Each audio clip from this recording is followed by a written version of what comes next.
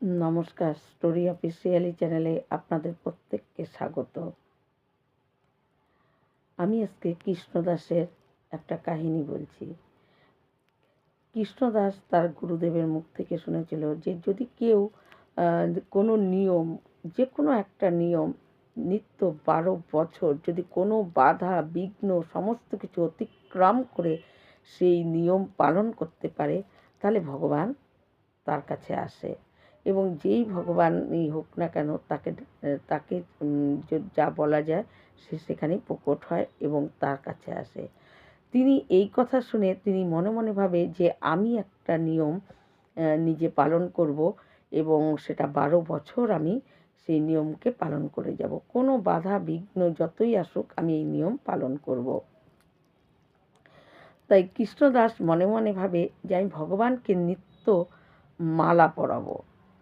কিন্তু তার মনে একটাই আশা যে আমি 12 বছর মালা পরাবো, কিন্তু 12 বছর যেদিন পূর্ণ হবে তার পরের দিন ভগবান শ্রীকৃষ্ণ আমার কুঠিরে এসে সে মালা পরতে আসবে এবং এই আশা নিয়ে সেই এই নিয়ম সে পালন করছে। সে প্রতিদিন কী করতো, ওই নন্দ গ্রামে গিয়ে সেখানে কৃষ্ণের গলায় মালা পরিয়ে দিয়ে আসতো। অনেক শীত গ্রীষ্ম বর্ষা সমস্ত ঋতু, নানা রকম বাধা বিঘ্ন ঝড় তারপরে বৃষ্টি কোনো কিছু তাতেই তিনি তার নিয়ম ভঙ্গ করেননি। তবুও তিনি যে ওখান থেকেই পারে সুন্দর মালা গেঁথে প্রতিদিন গিয়ে সে কী করতো, কৃষ্ণের গলায় পরিয়ে দিত। কিন্তু তার মনের মধ্যে দৃঢ় ওই একটাই আশা ছিল, তার আশা ছিল যে 12 বছর যেদিন পূর্ণ হবে তার পরের দিনই ভগবান শ্রীকৃষ্ণ এসে তার হাত থেকে মালা, তার কুঠিরে এসে তার হাত থেকে মালা পরতে আসবে। কিন্তু এই 12 বছর সে নিজে গিয়ে মালা পরাতো। তাই এইভাবেই চলছিল। আর তখন যখন এই প্রত্যেক দিন মালা পরাতো আর সে মনে মনে খালি দিন গুনতো যে 1 মাস গেল, 2 মাস, 3 মাস, এই করতে করতে 1 বছর, 2 বছর, 3 বছর, 5 বছর, এইভাবে যেতে যেতে যেতে যখন নাকি 12 বছর হতে আর 7টা দিন বাকি আছে, তখন তো তার মহা আনন্দ এবং এর মধ্যে অনেক বাধা অনেক বিঘ্ন এসেছে, কিন্তু তার নিয়ম সে ছাড়েনি। তবুও সে নিয়ম পালন করে গেছে, মালা গেঁথেছে, বৃষ্টি হোক যাই হোক তার মধ্যে থেকেও গিয়ে সে ঠিক কৃষ্ণের গলায় মালা পরিয়ে আসছে। কিন্তু তার ওই একটাই খালি ছিল ইচ্ছা যে 12 বছর পূর্ণ হলে 13 বছরের যে প্রথম দিনটা পড়বে সেই দিনটায় কৃষ্ণ তার গৃহে এসে এবং তার হাতের থেকে মালা পরতে নিজে আসবে। এইভাবেই যখন 12 বছর পূর্ণ হয়ে যায় সেদিনকে বলে আসে মালা পরিয়ে যে কালকে তোমার আমার বাড়িতে গিয়ে মালা পরতে হবে, যদি মালা পরতে চাও তাহলে আমার বাড়িতে গিয়ে মালা পরতে হবে বলে ও তো ভাবে যে গুরুদেবের কথা, তার মানে সত্যি সে ভগবান তো মানে ওর 12 বছর ও নিয়ম করেছে আসবে, তার জন্য সে নানা রকম রান্না করে এবং সকাল হতেই রান্না করে অনেক সুন্দর সুন্দর মালা গেঁথে এই কৃষ্ণের জন্য অপেক্ষা করছে।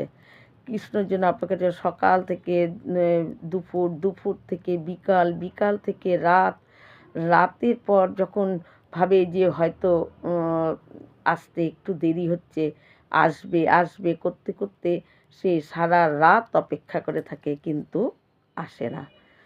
কৃষ্ণ যখন আসে না তখন তার মনে মানে এতটা কষ্ট হয় এবং সে তখন মনে মনে ভাবে যে ঠিক আছে আমি আর এই বাড়িতেই থাকবো না, এই নন্দ গায়ে যে ও থাকতো যে আমি আর এখানেই থাকবো না, এই কুঠিরেই থাকবো না। তাই সে কী করে যা যা রান্না করেছিল এবং মালা যা গেঁথেছিল সব এক জায়গায় রান্না খাওয়ারগুলো একটা কাপড়ে বাঁধে এবং মালাগুলো আর একটা কাপড়ে বেঁধে সে মানে বেঁধে নিয়ে ঘর বন্ধ করে সে বাড়ির থেকে বেরিয়ে পড়ে যে আমি আর এখানে থাকবো না। এই বলতে বলতে সে এক মনে এবং মনের দুঃখে যেতে যেতে তখন দেখে যে গরুর একটা পাল আসছে, অনেক বড় পালটা। সে আর ও তো বুঝতে পারেনি, এক ধ্যানে যাচ্ছিল নিজে চিন্তা করতে করতে, তাই কি করে গরুগুলোর মধ্যে সে পালের মধ্যেই ঢুকে পড়ে এবং তখন দেখে যে গরুর পালের মধ্যে যখন ঢুকে পড়ে তখনও তার জ্ঞান নেই, ও যাচ্ছেই, কিন্তু তখন একজন উঁচু করে ধুতি পরা একটা বালক এসে তাকে বলছে, আরে তুমি গরুর পালের মধ্যে ঢুকে গেছো, গরু তোমার গায়ের মধ্যে চড়ে বসবে, তুমি পড়ে যাবে, তুমি এদিকে আসো এদিকে আসো বলে ডাকছে। তখন ও তাকিয়ে দেখে যে একটা ছোট বালক ডাকছে, বলছে এই গরু কতক্ষণ ধরে যাবে? বলছে অনেকক্ষণ ধরে যাবে, কারণ এই গরুগুলো নন্দ রাজার গরু, এখানে একটা দুটা গরু না, অনেক গরু, তাই তুমি এইখানে আসো, এই গরুর পালের থেকে বেরিয়ে তুমি এই সাইডে এসে বসো। তখন সে কি করে, ওই গরুর পালের থেকে বেরিয়ে সে তখন তার জ্ঞান হয় যে এরাম আমি তো গরুর পালের মধ্যে ঢুকে গেছি, গরু তো ধাক্কা দিয়ে তাকে ফেলেও দিবে। তখন সে বেরিয়ে একটা বাইরে আসে। বাইরে এসে যখন তার ওই বালকও তার সামনেই বসে থাকে এবং বালক তখন তার বালকের সঙ্গে কথা বলতে বলতে এবং সে তখন সমস্ত কথা বলতে বলতে বলে যে তোমার পুঁটলি দিয়ে এত ঘিয়ের গন্ধ বেরোচ্ছে কেন? এর ভেতরে কি আছে? তখন বলে এর ভিতরে খাবার আছে, অনেক কালকের যে রান্না করেছিলাম কৃষ্ণের জন্য, সেগুলো সে আসেনি, তাই খাবারগুলো আমি সব বেঁধে নিয়েছি, পথে যেতে যেতে খিদে পাবে আমি খেয়ে নেব, তার জন্য আমি খাবারগুলো বেঁধে নিয়েছি। তখন বলে যে খোলো না, তুমি তো খাবেই, তাহলে এখানেই খাও না, গরু তো অনেকক্ষণ সময় লাগবে যেতে, তাহলে এখানেই খোলো, আমরাও একটু খাই। এই বলে তখন ও মনে মনে ভাবে যে থাক তাহলে খাক বালক। সে খুলে খুলে নিজেও খাচ্ছে এবং বালককে বলে তুমি খাও, বলে যে আমার হাতে গোবর লাগানো, আমার হাত নোংরা, আমি তো খেতে পারবো না, আমাকে খাওয়ায় দিতে হবে। তখন কৃষ্ণদাস কী করছে, নিজেও খাচ্ছে আর ওই বালককেও খাওয়ায় দিচ্ছে এবং নিজেও খাচ্ছে, বালককেও খাওয়ায় দিচ্ছে। দিতে দিতে তখন সেই বালক বলে যে আজকে তো তুমি আমাকে মালা পরালে না। তখন কৃষ্ণদাসের জ্ঞান হয়, মালা? তোমাকে মালা পরানো বলছো মানে? তখন ভগবান কৃষ্ণ তখন নিজের রূপ ধরে, যে মানে মাথায় ময়ূর পালক দেয়া এবং সেই নীলবর্ণ অপূর্ব দেখতে পীতাম্বর পরা সেই সুন্দর স্বরূপ দেখে কৃষ্ণদাস, তাকে দেখে বলে মালা পরবে?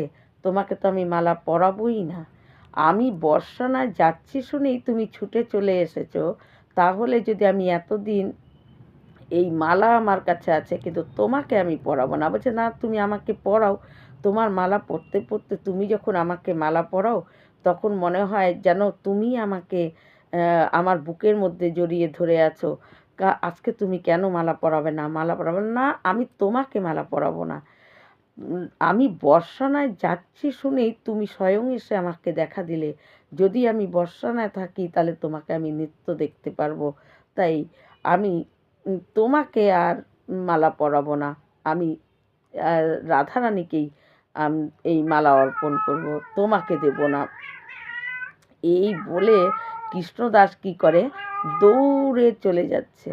কৃষ্ণদাস দৌড়াচ্ছে আর এদিকে ভগবান কৃষ্ণ তার পিছনে পিছনে দৌড়াচ্ছে, আরে কৃষ্ণদাস আমাকে মালাটা পরিয়ে দাও, তোমার মালা পরতে পরতে আমার 12 বছর ধরে তোমার মালা আমি পরি, আমার গলায় তোমার মালা অনবরত থাকে, তোমার মালা পরে পরে আমার অভ্যাস হয়ে গেছে, তুমি আমাকে মালা পরাও। বলে কৃষ্ণদাসের পিছনে পিছনে ছুটছে আর কৃষ্ণদাস আগে আগে যাচ্ছে আর বলছে তোমাকে আমি মালা পরাবো না, এই মালা আমি রাধারানীকে দেব, বর্ষানায় গিয়ে রাধারানীকে দেব। বর্ষানায় যাচ্ছি শুনেই তুমি চলে এসেছো, না জানি আমি বর্ষানায় রাধারানীকে যদি মালা দিতাম এই 12 বছর ধরে তাহলে তুমি নিত্যই আমার বাড়িতে থাকতে, তাই তোমাকে আমি মালা পরাবো না। বলে সে আগে আগে দৌড়ে দৌড়ে গিয়ে বর্ষানার মন্দিরে, রাধারানীর মন্দিরে গিয়ে ঢুকে এবং রাধারানীর চরণে সেই মালা দেয়। তখন মালা দিয়ে রাধারানীকে যেই প্রণাম করে তখন দেখে যে রাধারানীর মূর্তির মধ্যেই একবার রাধারানী আর একবার কৃষ্ণ সে দুটি রূপ একই সঙ্গে সে দেখতে পাচ্ছে, তখন সে মনে মনে বলে যে না, তোমাকে আমি মালা দেব না, আমি নিত্যমালা রাধারানীকে দেবো। আর আজ থেকে আমার নাম কৃষ্ণদাস না, আজ থেকে আমার নাম রাধা দাস। এই বলে সে বর্ষণায় থাকতে থাকে এবং বর্ষণায় নিত্য মালা রাধারানীকে দিত। আর নিত্য ভগবান শ্রীকৃষ্ণ এবং রাধারানী দুজনকেই তিনি নিত্য দর্শন করত প্রতিদিন এই রাধা দাস।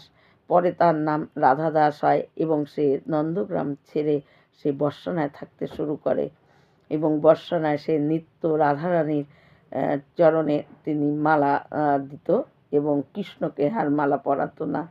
তাই এই রকমই যদি কেউ রাধারানীকে যদি ডাকা যায়, তাহলে কৃষ্ণ আপন মানে এসে তাকে দেখা দেয়।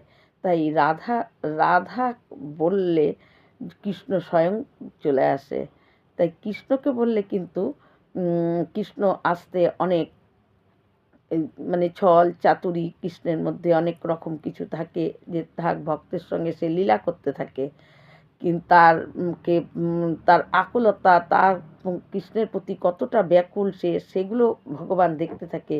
কিন্তু যদি রাধা বলে ডাকা যায়, তাহলে ভগবান আর কোনো দিকে বিচার করে না, সে সঙ্গে সঙ্গে সেখানে চলে আসে। কারণ রাধারানী যখন কাউকে কৃপা করে, কৃষ্ণ তার কাছে আজ থাকতে বাধ্য, তাকে দর্শন দিতে বাধ্য। তাই রাধাকে ডাকার সঙ্গে সঙ্গে কৃষ্ণকেও পাওয়া যায়, রাধাকেও পাওয়া যায়। তাই কৃষ্ণদাস নিজের নাম রাধা দাস রেখে এবং বর্ষানাতে তারপর থেকে তিনি থাকেন। তিনি নিত্য মালা গেঁথে ওই রাধারানীর চরণে প্রতিদিন তিনি মালা দিয়ে আসতেন। এই রকম ভিডিও পাওয়ার জন্য আমার চ্যানেলটিকে সাবস্ক্রাইব করবেন। নমস্কার।